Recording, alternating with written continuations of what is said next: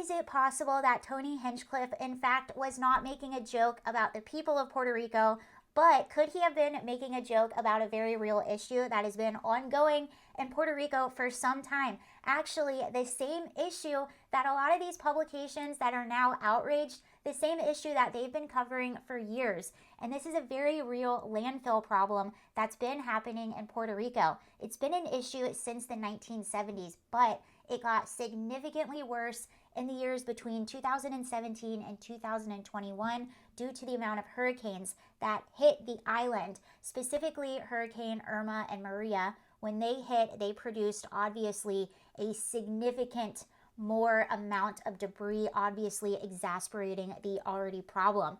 This prompted in 2021 the governor of Puerto Rico to declare a landfill emergency, hoping to free up funds to help get better resources to fix the issue.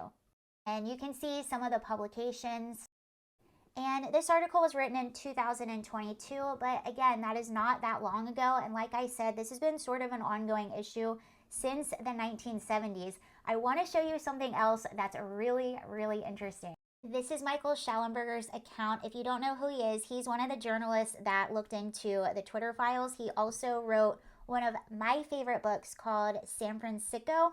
So that's who he is, and he's been reporting on this all day, and he decided to go and actually put it into ChatGPT and ask them to interpret Tony Hinchcliffe's, I can't speak right now, joke. And this is what it said. So he goes, I asked ChatGPT to explain the Puerto Rico joke. It says it's a way of drawing attention to the island's neglect or mistreatment, proving that AI surpassed the intelligence of a large group of people looking to be offended.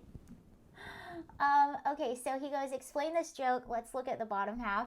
And this is how they explained it. The joke, while intended to be humorous, is a form of satire based on a mix-up between environmental issues and political commentary.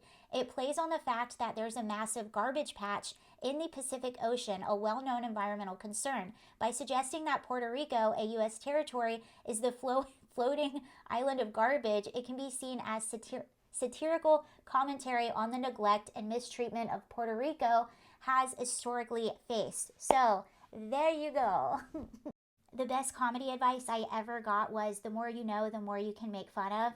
And I want to talk specifically about Tony Hinchcliffe for a moment because I have been a fan of his for some time. Actually, where I used to live in Los Angeles, I lived right next to the Comedy Store where his show Kill Tony would air every single Monday. So every Monday I would go and sit in the audience of Kill Tony. I went so much they started letting me in for free. So I've been a fan of his for a while. I've been watching him for a while. They do the show in Austin now, I believe.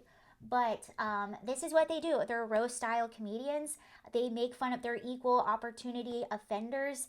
And if you thought this joke was bad or offensive, again, maybe it wasn't his best work. Maybe not the funniest, but that's what happens when you're a comedian. You try things out. You're provocative. Sometimes it lands. Sometimes it doesn't. Sometimes the audience loves it. Sometimes they don't. That's a part of comedy. But to get offended and to cancel everyone for a less than...